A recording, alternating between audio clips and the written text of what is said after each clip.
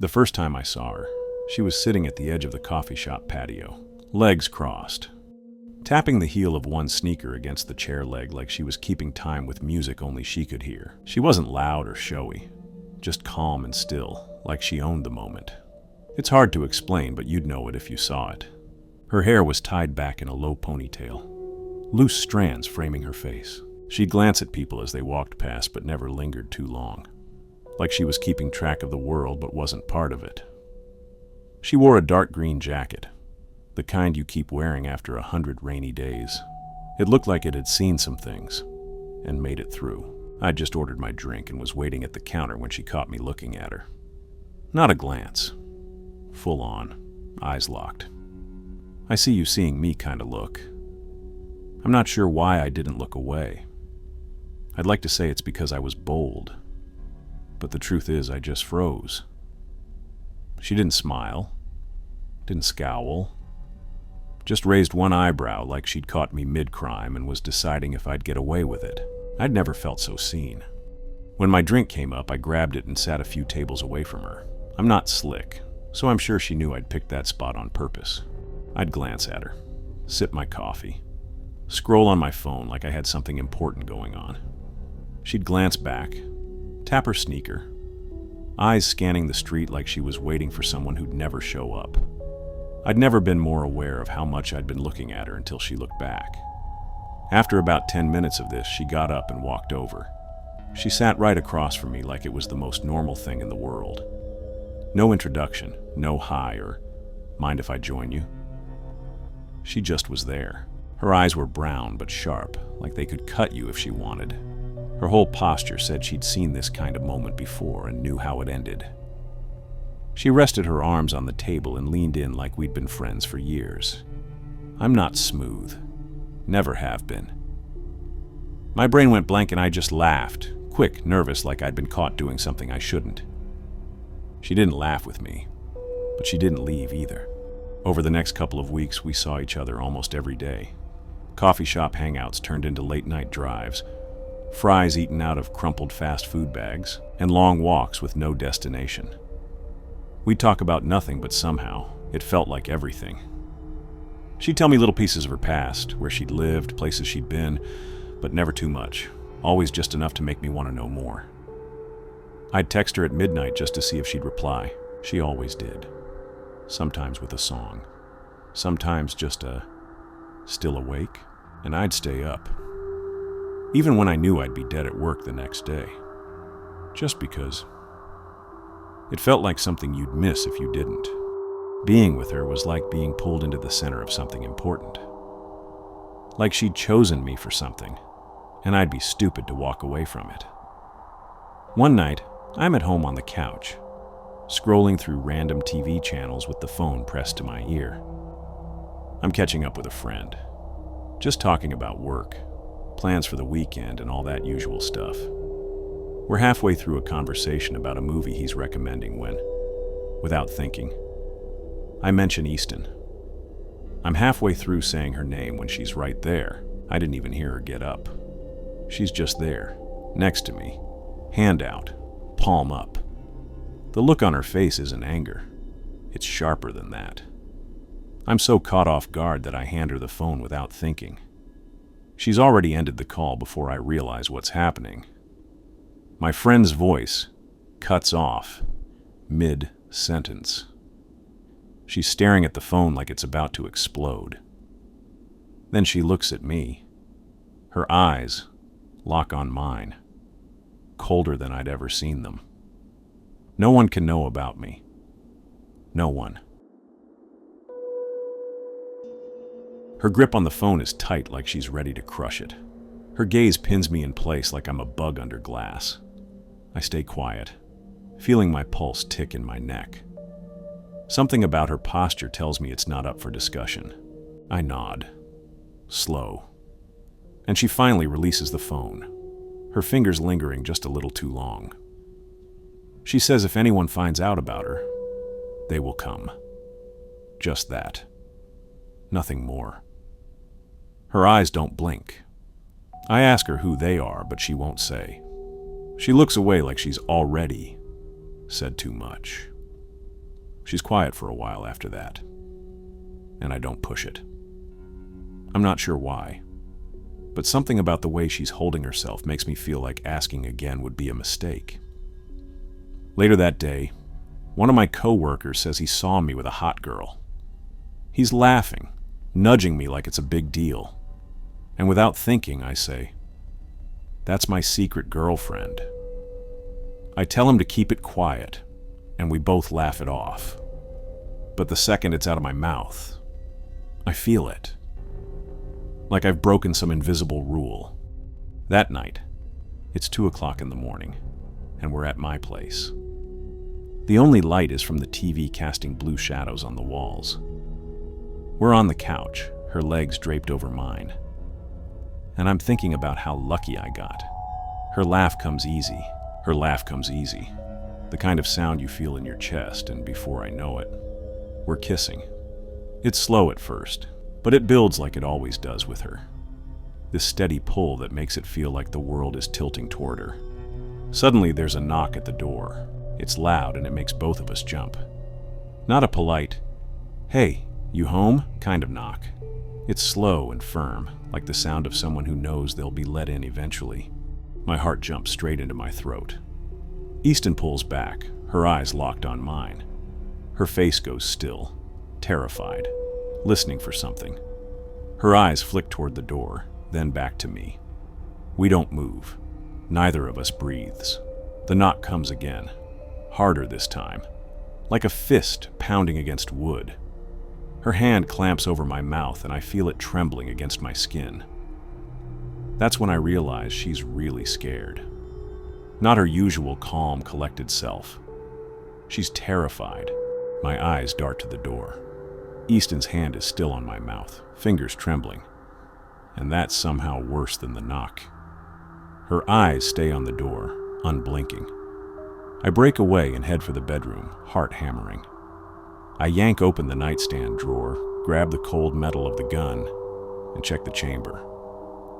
Her eyes are on me the whole time. She shakes her head slowly, her face pale, eyes pleading. I grip the gun tighter, ignoring her. I'm not about to be caught off guard tonight. Her fingers twitch, like she wants to grab my arm, but doesn't. Her eyes are locked on mine, silently screaming something I don't want to hear. She moves toward the closet without a sound. I feel the shift in the air as she disappears from view. Gun at my side, I walk to the door. Every step heavier than the last. My heart's pounding so loud I'm sure they can hear it. I stop in front of the door, staring at the peephole like it's a loaded gun aimed at my head. The air feels electric, sharp, and thin. I tilt my head, listen hard, but whoever's on the other side is silent now, waiting. I stay still, ear tilted toward the door, trying to pick up even the slightest sound, a soft scratching. My breath catches in my throat. The noise is slow and deliberate. It's measured, like they want me to hear it. The hair on the back of my neck stands up. My fingers tighten on the gun's grip, my knuckles turning white. My body's telling me to back away, to get behind something solid, but I can't. I'm frozen. Every muscle tense, like if I move, I'll give away my position. Another scrape, higher this time, like whoever's out there is running something along the top of the door.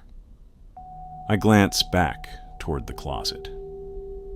Easton's eyes are just barely visible through the gap in the door, wide and unblinking. She doesn't move, doesn't even flinch. Her fear is its own gravity, pulling me tighter into it. A shadow passes under the door, blocking the faint glow from the hall light. I see it, clear as day. A shift in the light like someone crouched low right on the other side. I step back. The scrape stops. My ears strain for sound, anything, but there's nothing at all. The air feels thicker, like I'm underwater. I glance back at Easton. She's shaking her head. Slow, controlled, like she knows exactly what's about to happen. Her eyes flick from me to the door like she's silently begging me, "Don't move, don't move, don't move." Another knock comes. Soft this time. Not the pounding from before. 3 taps, slow and patient. Like whoever's out there has all the time in the world. I feel the sweat drip down the back of my neck. It's cold, but I'm burning up. The knock comes again. Just as soft, just as slow. I press my back against the wall. Gun raised, barrel aimed at the door. My thumb rests on the safety. I flick it off, and the click feels too loud. I squeeze the grip like it's the only thing tethering me to the ground. A voice comes from the other side of the door. Low, whispery. "I know you're in there. Just want to talk." The voice is calm, like he's smiling while he says it. My chest tightens so hard I can barely breathe. The way he says it, it's not a request. It's a statement. Like he already knows how this is going to end. I want to shout something back. Tell him to leave. Tell him I'm armed. But the words stick in my throat. My mind is spinning too fast. My whole body is screaming. Don't say a word. I glance at Easton again, and she's curled tighter into the closet, eyes locked on me. Her mouth is pressed into a thin line, so tight her lips are white. Her face says everything I'm feeling. Don't move. The voice doesn't come again. I stare at the peephole, every muscle burning from how tense I am. My arms feel like lead, but I don't lower the gun. Minutes pass. 5, maybe 10. Long enough that my hands start to cramp. The silence is suffocating, like the world outside stopped moving. Then finally, footsteps. Slow, heavy. They move away from the door. Not rushed, just leaving. Like it was never a big deal to begin with. My breath comes out in one long, shaky gasp. I don't realize I've been holding it until I almost choke. I wait. I wait longer than I probably need to. I'm still pressed against the wall, every part of me buzzing with leftover adrenaline. My hands numb from how hard I've been gripping the gun. I'm listening so hard it's like my ears have their own heartbeat. The only sound is my breathing, too fast and too shallow. Easton stares at me from the crack in the closet door. She's still shaking her head, slow and steady. It's not over. I'm about to say something. Maybe ask her if she's okay. Maybe tell her it's fine. But then I see her eyes shift. They're not looking at me anymore. They're looking past me. Her face goes pale like all the blood just drained out of it. I've seen people scared before, but this is something else. My whole body turns ice cold. I'm afraid to move, afraid to turn around, but I have to. I twist my head, slowly, inch by inch, every nerve screaming at me to stop. The hallway leading to the bedroom is right behind me. It's dark, except for the faint glow from the TV. The shadows are long and deep, and at first, I think that's all I'm seeing. Just shadows, just the play of light on the walls. But then I see it, a shape, right there at the edge of the hallway, half hidden in shadow. Tall, too tall, shoulders too broad, the outline of a head, tilted just slightly like he's looking at me. He's not moving, but I know he's there. The shadows don't breathe like that. The shadows don't have the shape of hands. My heart seizes in my chest. I'm frozen. Like if I don't move, he'll go away. But he's not going away. He's just standing there, his head tilting a little more, like he's curious, like he's waiting to see what I'll do. The shape in the hall shifts. I step forward. My knees lock and every instinct in me is screaming to run. But I'd have to turn my back to do that. I'm not turning my back. I'm not. Another step. I see his foot now. A boot. Scuffed. Dirty. The edge of it just barely in the light from the TV. I'm armed, I say. My voice cracks. I'm trying to sound strong, but it's not working. He just stands there, that same tilt to his head like he's weighing his options.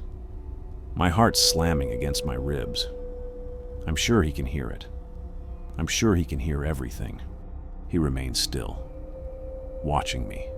He doesn't move, isn't saying a word. Then he steps forward. Just one step, but it's enough. The light from the screen hits his face, and for a split second, I see it clearly. Pale white, like he's drained of blood. Huge, sharp teeth. His eyes are fixed on me like he's close to solving a riddle. His mouth hangs slightly open like he almost spoke but changed his mind. He's calm. That's the part that makes it worse. Calmer than he should be. Suddenly there's a knock behind me. 3 soft taps on the front door. Slow. Deliberate. I glance at it. Just a second. And when I look back, the hallway is empty. He's gone. My hands won't stop shaking. I'm barely holding onto the gun now. In the closet, Easton is crouched low, her hands in her hair, hiding her face. When our eyes meet, she's already shaking her head. Over and over. Another knock. Same rhythm. 3 soft taps. Then her voice, barely more than a breath, reaches me from the dark. She's staring at me, eyes huge, glassy, accusing. The words sink into me like ice water. She warned me not to say anything. The knocking stops. My breath catches. I brace for footsteps, but none come. I'm locked in place, a statue made of brittle bones and fraying nerves. Easton's clutching the doorframe like it's the only thing holding her together. Her eyes are wild, darting from me to the darkness behind me. She's watching it too, watching something I'm too afraid to see. There's a shift, the faintest creak of weight on the floorboards, the kind of sound a person makes when they're trying to stay quiet. It's so close. I squeeze the gun tighter. My finger hovers over the trigger, just barely brushing it. I'm not sure I'd have the control to pull it clean. Not with my hands shaking like this. I'm running through every option I have, every way this could go. If I turn, I'm dead. If I shoot blind, I'm probably worse than dead. A shift in the floor behind me, the sudden rush of movement. My body moves before my brain catches up. I drop, low, twisting to the side, one arm raised, gun already swinging toward him. I'm not thinking. I'm just reacting. He's fast. Too fast. A blur of shadow and motion. I see a flash of his face, eyes dark and sharp, mouth set in something that's not quite a smile. His hand, I see it, reaching for me, fingers hooked like claws. I don't hesitate. I've got one shot, one chance.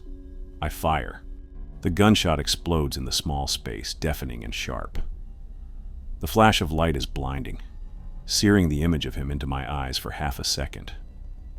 That face, so close to mine, too close. My vision's shot, too much flash and too much fear.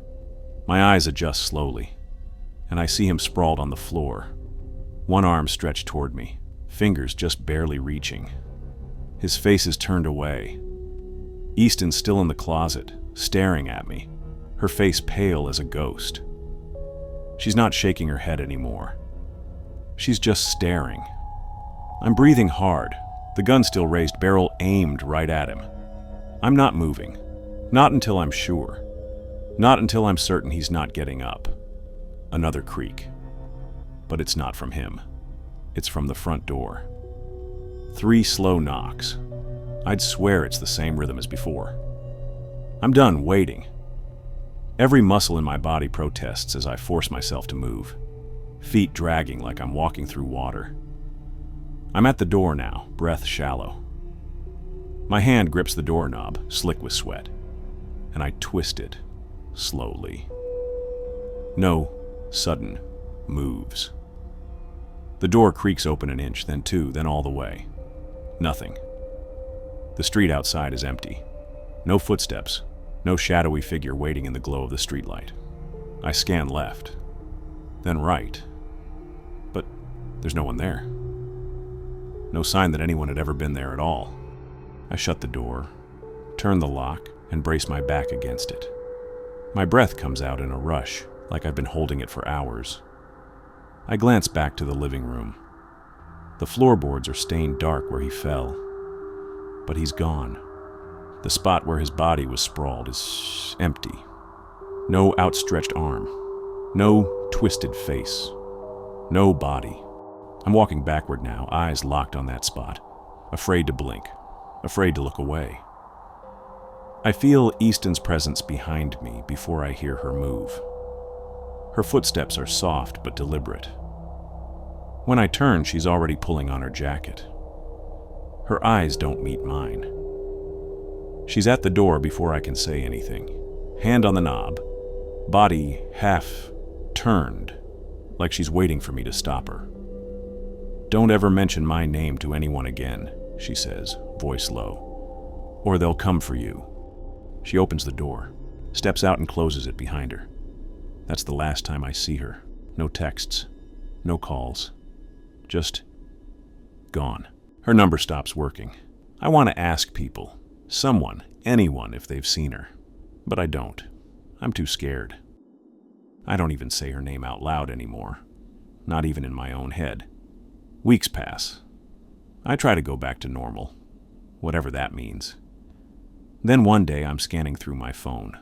I scroll past the usual, screenshots, memes, dumb stuff from work, when I find a photo I don't remember taking. It's me, sitting outside the coffee shop, smiling at someone just out of frame. The timestamp is the day we met. I almost swipe past it. But then I see it, in the reflection of the window behind me. A dark figure standing across the street, watching.